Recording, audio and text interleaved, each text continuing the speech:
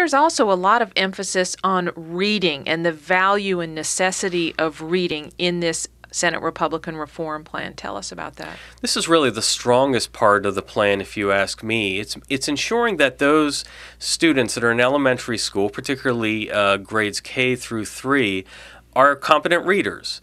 And right now, there's no assurance that we have competent readers in those grades. And if they're not reading well in those early grades, then they're not going to read well later on. So it's important that for these young students that we get them reading on a proficient level. We get all of them reading at a proficient level. And I think this plan addresses that in 2 ways. First, it ensures that the reading instruction that we have in those grades is rigorous and evidence-based.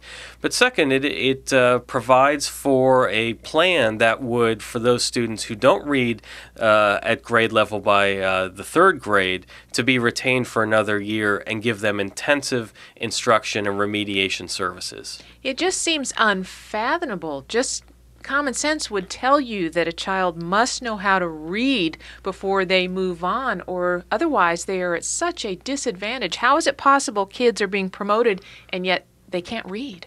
Well, these are kids that are usually discipline problems that teachers encourage for the schools and parents to pass them from one grade to another so that they don't have to deal with them, frankly. So this is the way that the promotion has really worked. It's not based on performance or merit or any of those factors that we would hope. It's based on the fact that we want kids to go from one grade to another. We want them to keep their friends and be socially sound, but it doesn't really make sense from an educational standpoint.